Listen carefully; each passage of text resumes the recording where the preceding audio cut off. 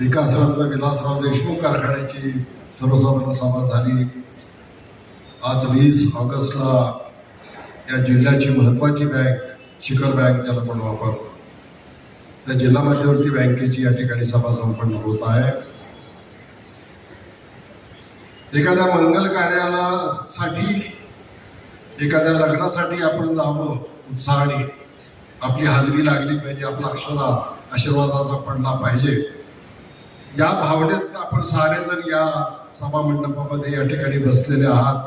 आणि आपण सर्वांनी या सर्व आमच्या तरुण सहकार्याने त्यांनी गेल्या 5 वर्षामध्ये, आता कारण ही टर्म आता संपत आल्यामुळे या टर्मची शेवटची सर्वसाधारण सभा आहे, ज्याचा कामाचा लेखाजोखा आणि अहवाल आपल्या समोर आमच्या सगळ्या संचालक मंडळाने, खास करून बँकेचे चेअरमन धीरज भैया यांनी आपल्यासमोर मांडला। आणि उत्तुंग अशा प्रकारची विकासाची भरारी या बँकेने खरं म्हणजे गेल्या 5 वर्षामध्ये घेतलेली। 1987 ला मी आणि सन्माननीय बाबासाहेब पाटील साहेब या संचालक मंडळामध्ये या बँकेचे संचालक म्हणून आलो आणि तिथं ती सुरुवात झाली।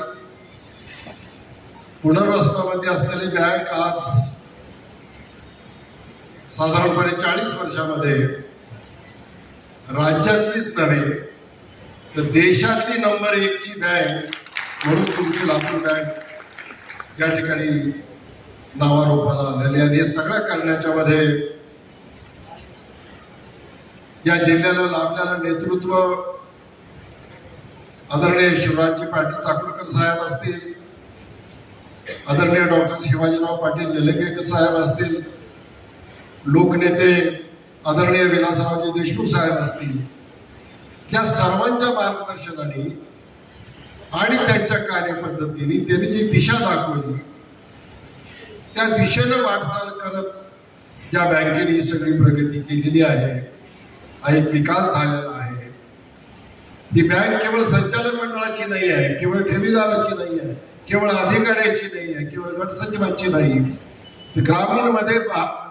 ग्रामीण भागामध्ये राहणाऱ्या लाखो शेतकऱ्याचं, त्या गावचं प्रतिनिधित्व करणाऱ्या तुम्ही सर्व चेअरमनचं, आणि म्हणजे लाखो लोकांच्या प्रपंचाशी, त्याच्या शेतीच्या व्यवसायाशी निगडीत असलेली अशा प्रकारची ही संस्था आहे। आणि या संस्थेची प्रगती म्हणजे तुमच्या शेतीची प्रगती, या संस्थेची प्रगती म्हणजे तुमच्या प्रपंचाची प्रगती। या पद्धतीचं नातं आपण गेल्या काही वर्षामध्ये निर्माण करू शकलेले आहोत। म्हणून आज आम्ही या वार्षिक सभेला दरवर्षीच राहतो, फक्त एकदा नव्हतो मी। मार्केटिंग फेडरेशनची माझी मुंबईत मीटिंग होती, पण तिथून मी ऑनलाईन जोडलो होतो। म्हणजे एवढं नातं या बँकेशी आमचं राहिलेलं आहे। आज हे शेतकऱ्याच्या चेहऱ्यावर जे आनंद दिसतात ते खरे खरे आनंदाचे अश्रू आम्हाला बघायला मिळतात। शेतकऱ्याच्या डोळ्यामध्ये अश्रू बघितलेत आम्ही, पण आज आम्ही आनंदाचे अश्रू बघतोय। ही खरं कामगिरी या बँकेची आहे आणि म्हणून आम्हाला या बँकेत यावं वाटते सारखं, आणि त्याचा फायदा झालेला आहे।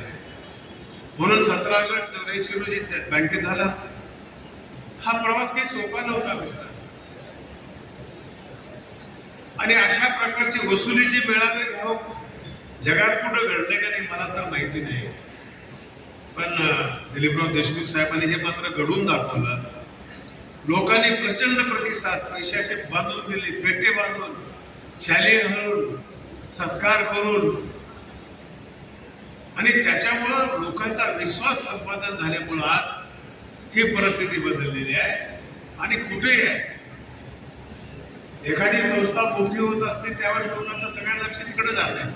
आम्हाला हे वाटतं या ना, तुम्हालाही या, कुणाला काही तिथे दरवाजा बंद नाही आहे, पण यायच्या मार्गानेच यावं लागेल आपल्याला। आणि चांगल्या कामासाठी सगळं तिथं उपलब्ध आहे, ह्याला कुणी रोखू शकत नाही। लोकशाही आहे, सहकार क्षेत्र लोकशाहीचे मूल्य रुजवण्याचे मोठं खूप साधन आहे।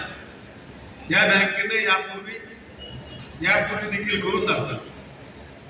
आज 10,000 कोटीहून अधिक व्यवसायाकडे बँकेची वाटचाल सुरू आहे।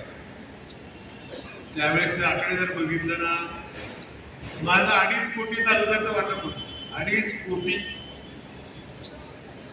आज 250-300 कोटीच्या पुढे आकडा गेला असेल माझ्या तालुक्यात. प्रगती कुठं बोलणार आहोत तुम्ही? आणि 100% वसुली आज बघितलं आपण 585 केंद्रीय बँक आहेत आपल्या, त्याच्यापैकी 143 शाखा असल्या कठीण परिस्थितीमध्ये देखील आपण 587 पैकी 143 संस्थेने 100% वसुली या कठीण वर्षामध्ये करून दाखवले. मागल्या कालखंडामध्ये तर 100% आकडा जास्त होता आपला. हे खरंच रे माझ्या शेतकरी राजावर जात आहे. लाख आभार व्यक्त करतो. नवीन पिढी अनेक वेळेस इथं उल्लेख होतो की जिल्हा मध्यवर्ती बँकेचा कारभार तरुणांच्या हातामध्ये. कधी कधी विचार करतो मनात, आपलं वय काय झालं ह्याचाही विसर पडू नये. तरुण दिसणारे मध्य वयाचे असं जर आता याच्या पुढे उल्लेख केला तरी हरकत नाही. आणि मग पुन्हा विचार करत होतो मी की आदरणीय दिलीपराव देशमुख साहेब, आदरणीय बाबासाहेब पाटील साहेब 43व्या सर्वसाधारण सभेला ते दोघं उपस्थित आहेत. हा रेकॉर्ड असेल की नॉट आउट 43 सर्वसाधारण सभा अटेंड केलेल्या सहकार्यातल्या 2 हंसोटा जोडाचं म्हणलं तर ते चुकीचं ठरणार नाही. पहिल्या संचालक मंडळापासून आजपर्यंत ह्या जिल्हा मध्यवर्ती बँकेचा कारभार त्यांच्या आदर्शानं, त्यांच्या सहकार्यानं चालतो. आणि ते त्या काळात माझ्यापेक्षाही तरुण होते जेव्हा काका चेअरमन झाले असतील. आणि 87 काका आपला पहिला टर्म 87. 87 मध्ये काका 1950 त्यांचा जन्मवर्ष, ते 33 वर्षाचे होते. 33-34. मी जेव्हा झालो मी 40च्या पुढे होतो. पण खऱ्या अर्थानं जिल्हा मध्यवर्ती बँकेचा कारभार त्यावेळेच्या तरुणांच्या हातामध्ये गेल्यामुळं आज आपण हा दिवस पाहतोय. त्यासाठी जोरात टाळ्याचा गजरा दोघांचं आपण सन्मान केला. एक विचाराची पारदर्शकता आपल्या भागामध्ये, आपल्या शेतकऱ्यांसाठी, आपल्या सभासदांसाठी, आपल्या ह्या ग्रामीण भागातल्या लोकांसाठी आपण काहीतरी करू पाहतोय. आम्ही एका जीबी मध्ये आपल्याला दाखवलं होतं, आमच्या पहिल्या जीबी मध्ये, की जिल्हा मध्यवर्ती बँकेचा जो प्रवास आहे तो बैलगाडीमध्ये वसुलीचे मेळावे घेऊन सुरू होण्यापासून आज एआय तंत्रज्ञानाचा वापर करून आपल्यासाठी इथं चित्रफित तयार करण्यात आलेली आहे. मागे वळून पाहिलं पाहिजे. वेग फार आहे. फार कमी कालावधीमध्ये जिल्हा मध्यवर्ती बँकेनं हे यशोगाथा गाठलेली आहे. पेक्षा जास्त झालेल्या खर्चास व सन 2026-27 या वर्षाच्या उत्पन्न व खर्चाची अंदाजपत्रक मंजुरी देणे. विषय क्रमांक 4 आहे. साल सन 2025-26 वर्षाखेरीज बँकेच्या वैधानिक लेखापरीक्षण अहवालाची नोंद केली. विषय क्रमांक 5 आहे. बँकेच्या सन 2026-27 या वर्षाची वैधानिक लेखापरीक्षण करण्यासाठी रिझर्व्ह बँकेने मान्यता दिलेल्या संधी लेखापराच्या नियमांकीस मान्यता देणे. विषय क्रमांक 6 आहे. संस्था सक्षमीकरणासाठी मार्च 2026 अखेरीस मिळणाऱ्या लाभांश रकमेतून 50% रक्कम सहमतीने भाग भांडवल खाती वर्ग करण्याबाबत विचार करणे. याप्रमाणे एकूण आजच्या सभेसमोर 6 विषय, मी प्रत्येक विषयाचं सूचक व अनुमोदक यांना विचार करतो. त्याप्रमाणे त्यांनी आपला विषय मांडायचा आहे. सर्वप्रथम विषय क्रमांक यासाठी मी अशोकराव गोविंदपूरकर साहेबांना विनंती करतो की त्यांनी सूचक म्हणून विषय मांडण्याचा